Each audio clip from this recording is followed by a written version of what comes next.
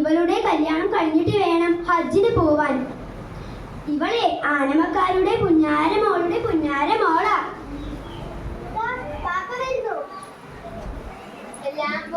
എല്ലാം പോയി ചെറുത്താൻ്റെ ഇംഗ്ലീഷ് നമ്മുടെ എല്ലാം കൊണ്ടുപോയി.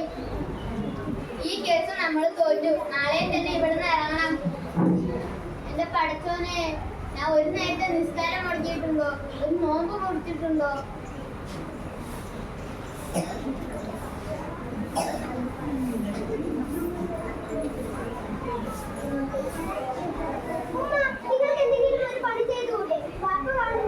പെണ്ണായി പെണ്ണാൽ തീ പിടിപ്പിക്കാനൊക്കെ അറിയണം.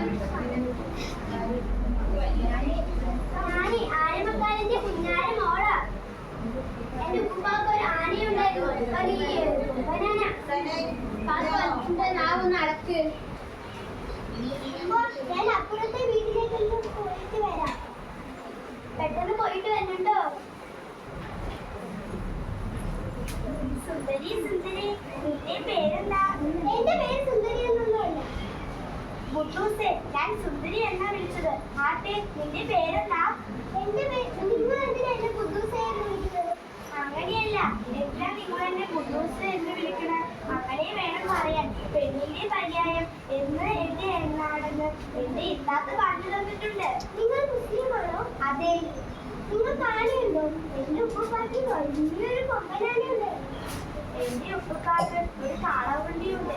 ദിവസവും അതിൽ സാധനങ്ങൾ കൊണ്ടുപോകുന്നത് കാണാൻ പറ്റും. എന്റെ ഉപ്പാനെ MBA വരെ പഠിപ്പിച്ചിട്ടുണ്ട്. ഇപ്പോൾ എന്റെ ഉപ്പ കോളേജ് മാസ്റ്ററാണ്. നിനക്ക് എഴുത്തും വായനയും അറിയാമോ? അറിയില്ല, ഞാൻ എഴുത്തും വായനയും പഠിച്ചിട്ടില്ല.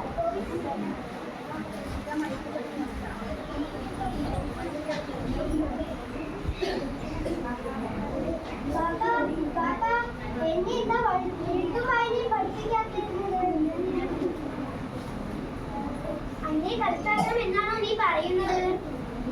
ഒരു മുസ്ലിമേ ഒന്നും ചോദിക്കാതെ അങ്ങോട്ട് പറയുകയും അങ്ങോട്ട് ചോദിക്കാതെ ഇങ്ങോട്ട് പറയുകയും ചെയ്യുന്നത്.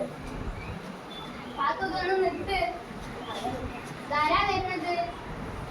അല്ല, ഇതാര്? അയ്മതോ? അയ്മതല്ലേ, മുസ്താം മുഹമ്മദ്. അല്ല, എനിക്കൊരു സംശയം. മുറുക്കമ്പാന്ന് അമ്മ പറയുന്നതൊക്കെ കേൾക്കോ? അതെന്താ? അല്ല, അമ്മാതിരി വിഷയമുള്ള ആളുകളുണ്ട്. അതിനൊക്കെ വലിയ മനുഷ്യന്മാരുടെ തൊഴിൽപ്പടിക്ക് നിർത്തുന്നുണ്ടല്ലോ. അതിനാണോ നീ കാട് പിടിച്ചിരിക്കുന്നത്? അതൊന്നും കാടല്ല. 2 വർഷം കഴിഞ്ഞിട്ട് മാമനും